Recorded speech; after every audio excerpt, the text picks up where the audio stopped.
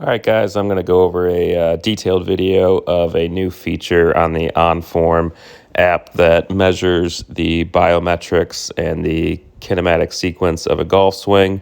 There's also a three-dimensional view that I'll show you later in this video, but I would just want to go over what this is and why it's useful. So basically what it's doing is it's doing a comparison to a tour professional based on average biometric data.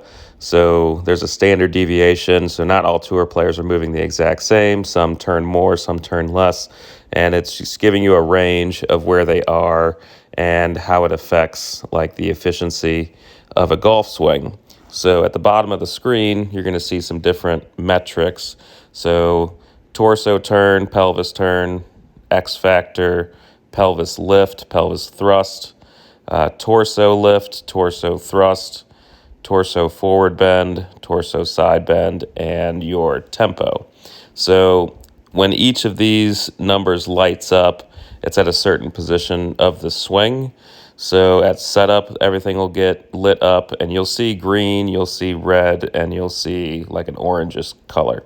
So the green is where professionals are basically what they're doing. Red is outside of what they're doing, and orange is just within that standard deviation.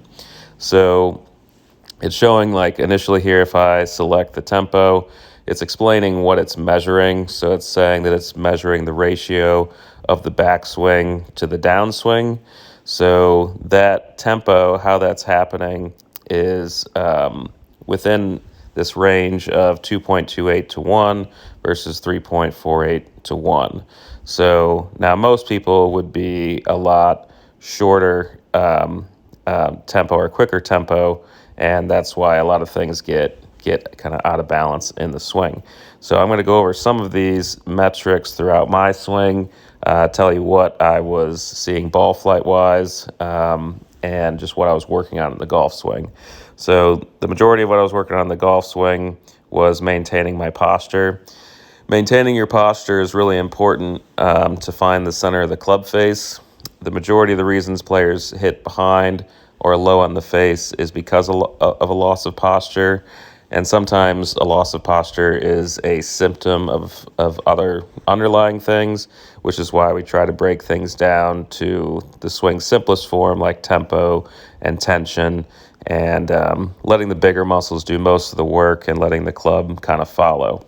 So now my ball flight today was mostly a little bit left to right to straight, so I didn't have many shots that had a right to left shot, and that would coincide well with why it's showing that my torso turn and my pelvis turn at setup here are showing red, so outside that standard deviation of a tour professional.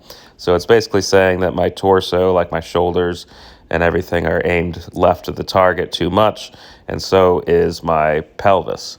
So now I would have to do that if I were trying to move the ball left to right. So if I'm using this tool, it's relative to a straight line.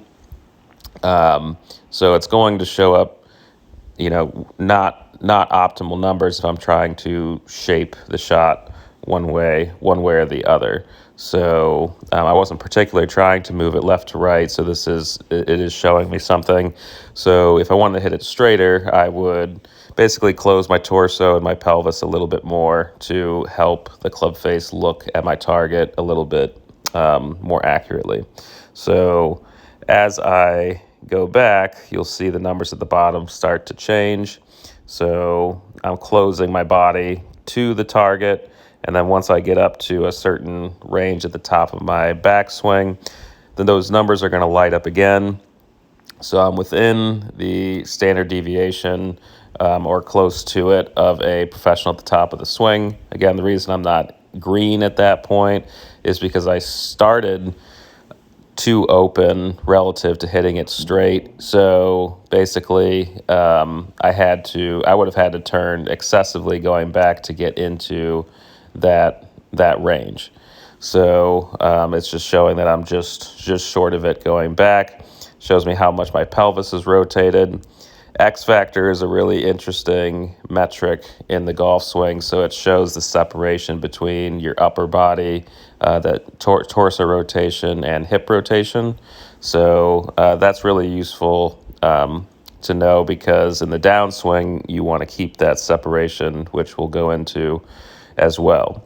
Now, for what I'm working on and how these metrics would help is what I want to look at in the downswing is this pelvis lift and what is happening with that. So initially in my downswing, I want to see that is going down. So it's measured in inches.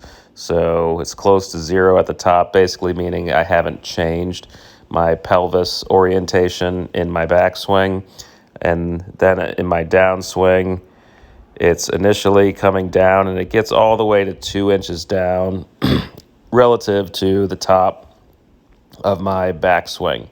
So I'm getting into the ground. You'll hear a lot of people talking about using the ground. Everything has to fall into the ground first before it kind of extends through impact and you release the club. So what I was practicing today is maintaining my posture, getting my left hip out of the way. Getting my hips out of the way clears a path for the club to swing directly into the back of the golf ball. Again, if I lose that and my hips come in towards the golf ball instead, then you're going to get issues at the bottom of the swing where, it could be toe or heel, low on the face, pushing it to the right, hooking it to the left, all of those things. Now, going back to some of these metrics, again, what it's showing is that my torso is 15 degrees open, and that is more than a professional. So it's showing, again, that I'm too open at contact. And again, if the ball's moving left to right and I wanted it to move left to right, then I would have to get more open going through to make that shot happen. So again, it's relative to hitting it straight.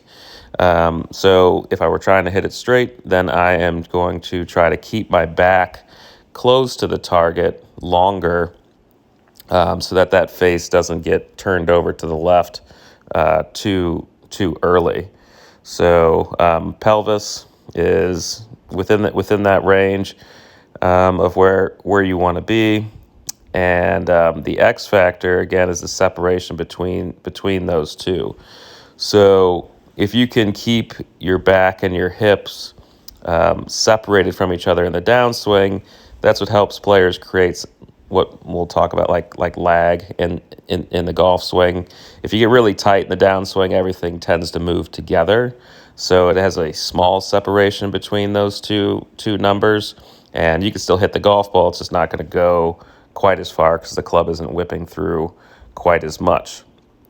So as I continue through here, it's supposed to light up again. It typically does, like when I get to the end of the swing. So this one isn't, but it'll show those numbers again at the end of the swing. So it's really giving you the standard deviation at 4 different points in your swing: your setup, top of the swing, downswing into impact, and your finish.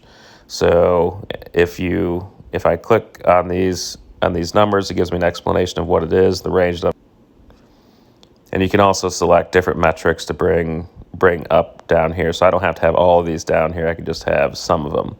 The other cool part of this, what I was going to get to earlier, is the 3D view. So the 3D view shows me more as like a skeleton here. So having the skeleton view basically takes away any issues of, like, if you're wearing like baggy clothes or anything like that, or anything's getting in the way. This shows you a more bare bones view of what's happening in the golf swing. So as I go through my swing here, you'll see a little bit more clearly what my body's doing. So kind of drift a little bit into my right side. And then in my downswing, I'm going to shift the other way. The reason I have that line across my hips is sometimes I'll do a drill with an alignment stick through my hips, and that kind of shows what's happening in the swing in terms of the rotation of the body. So in my downswing, you can get a really good view of trying to keep the back and hips closed to the target while your weight kind of falls into your left side and starts to open up through impact. So it's a really good, useful view of just what is happening in the swing, what needs to happen, and you can also move around kind of the point of view of what's going on. So if I wanted to see what's going on from the trail view, I can see what's happening there, what I'm looking for, and if I need to practice something specifically. So like what I'm taking out of this for my own swing is that I need a slight setup adjustment, which is going to make everything a lot easier, and just a little bit more patient in the downswing to keep the club a little bit more behind me so that everything's just a little bit more delayed compared to what it was today.